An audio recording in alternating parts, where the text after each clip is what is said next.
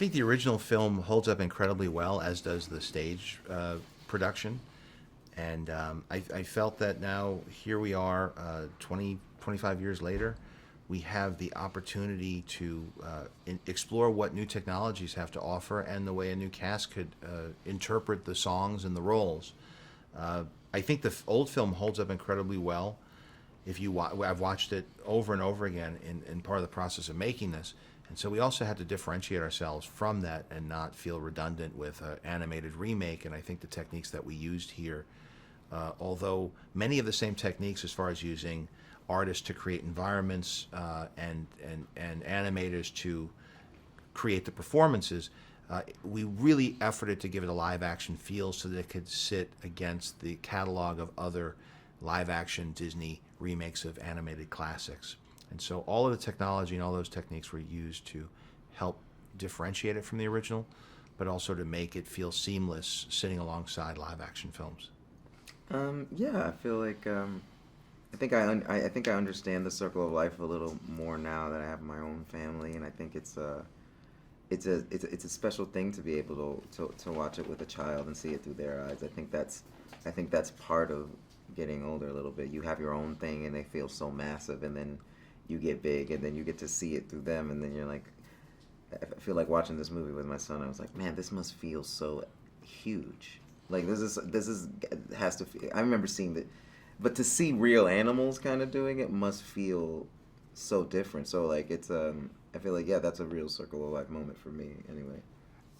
I think the theme of sense of responsibility as you move through life, and you start off young Simba can't wait to be king, and he thinks that being a king means that you get to rule everything and tell everybody what to do, and nobody gets to tell you what to do. And as you get older, you realize that no, you're just fitting into something much larger, and that there are times when you're going to go through experiences that feel unfair and are painful, but at the end of the day, you have a sense of responsibility to participate in this thing, and that through that participation, it could ultimately be a very fulfilling and uplifting experience. And Simba goes through that journey and understands the context of how he fits into the whole circle of life.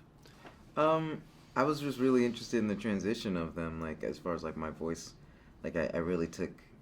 John wanted there to be like a transition of just like almost like a stunted child, the beginning from the trauma that happened, and then slowly like realizing your place and realizing remembering who you are and turning into a man.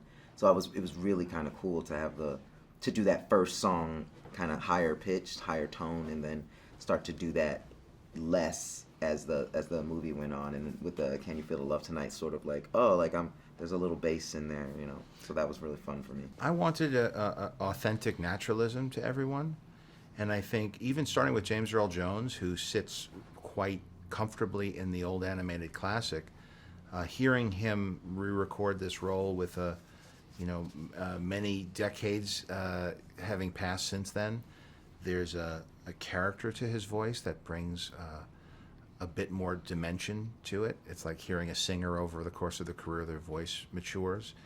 And then everybody else that I cast, whether it was for their comedy chops, I wanted that to feel very natural, or their interpretations of the songs, or their performances as actors. And I tried to create an environment where they could work together, not just, whenever possible, not caught behind a music stand, but instead walking freely in a rehearsal space, being mic'd, overlapping, improvising, and to create that natural, to give the illusion that you're looking at a live action performance.